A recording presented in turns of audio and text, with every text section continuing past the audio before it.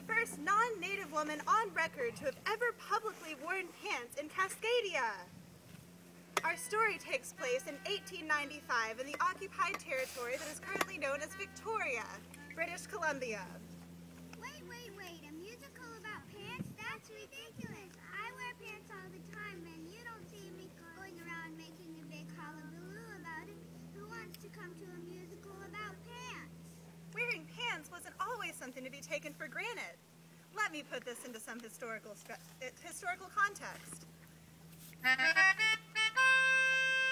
If you were a woman back in 1892, there'd be a lot of things you couldn't do.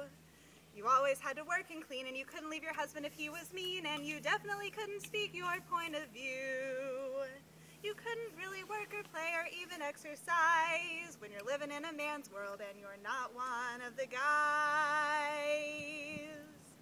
But the weirdest thing girls couldn't do from Cascadia to France is they could never, ever wear pants. Well, if they didn't wear pants, what did they wear?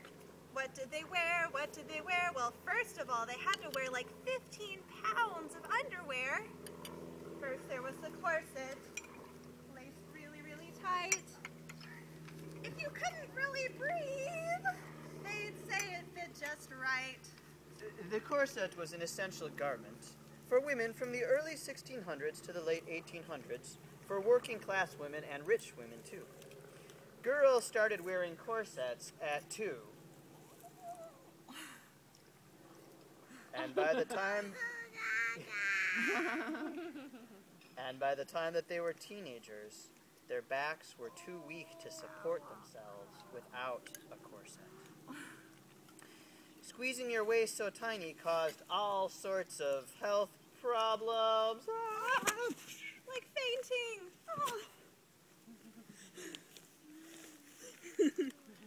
Fainting couches were regular parts of Victorian furniture because women would pass out all the time because they couldn't breathe.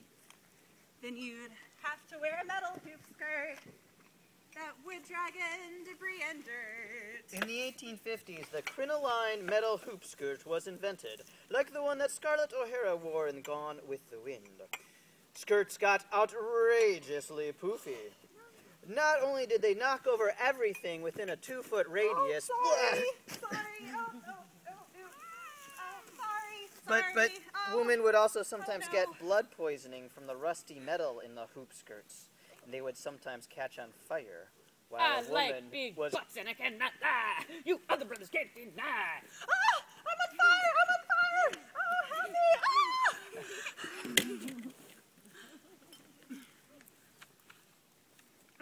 It was awful. It was awful hard to get around with all these heavy clothes. It made it really easy to keep women in the home. Women couldn't do much with this many clothes on. They were more like decorations than people. Wow, that sounds awful. It was pretty awful. How did things change? Well, it had a lot to do with the invention that we like to call the bicycle.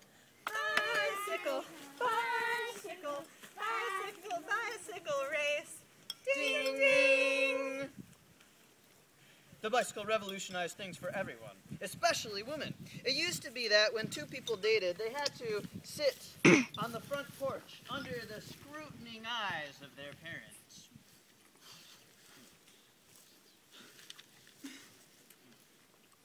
With the invention of the bicycle, couples could go off adventuring on their own and get into all sorts of shenanigans.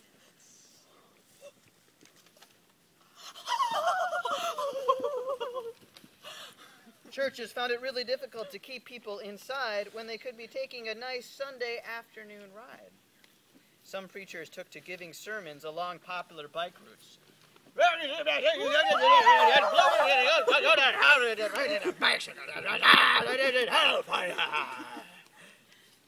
with little success. Cycling was one of the first competitive sports that women could participate in, and it helped a lot of women get in shape at a time when doctors were still saying that exercise could make women sterile. But Most importantly, cycling made a big difference in the way women were allowed to dress. Women couldn't really ride around with all those extra clothes, so the petticoats got wider and the corsets had to go. But oh, what an embarrassment as you were riding by, and your petticoat get caught, and over handlebars you'd fly. Otherwise known as a Polish wheelie.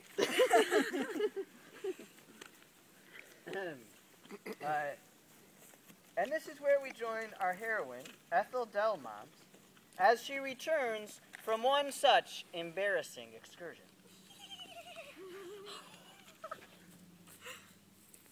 And wrestling your petticoat out of those gears? I can't believe we made it all the way home without getting caught. And how lucky I was. I would have been the laughingstock of the whole town.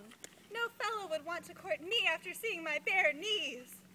I've just about had it with these cumbersome petticoats.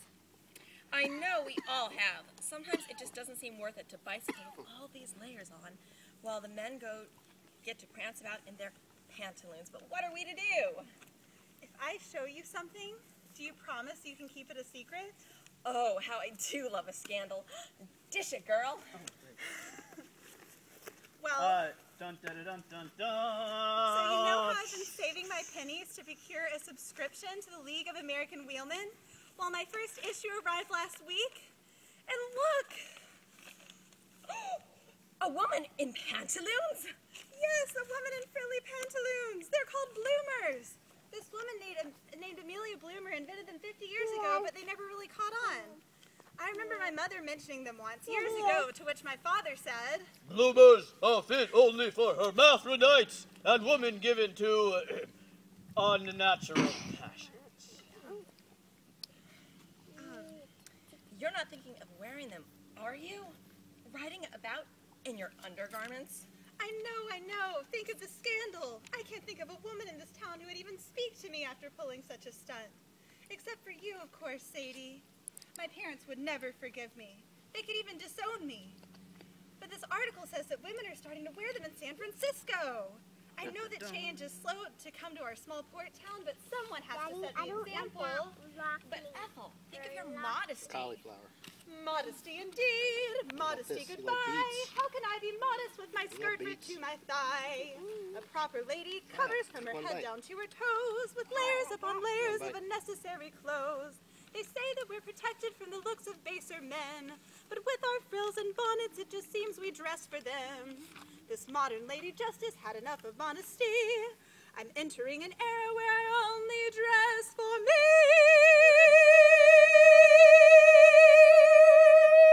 Sadie, I'm going to write for a cyclist catalog from San Francisco. I'm going to be the first woman in bloomers that Victoria has ever seen.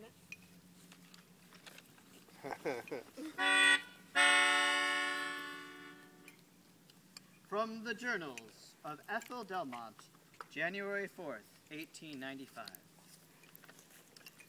So soon after the dawn of the new year, a package has come for me from San Francisco. I opened it to find the bloomer suit I had ordered months before, the pair that had been recommended to me by the League of American Wheelmen. I dared not open it in the presence of anyone, and stole away in secret to try them on for the first time. The feeling of fabric between my legs was so foreign to me, I would have quickly taken them off and forget this whole ordeal were it not for the lightweight material of the fabric and my new, improved range of mobility. After weeks of trying them on under the cover of night, I called upon Sadie to get her opinion of the matter.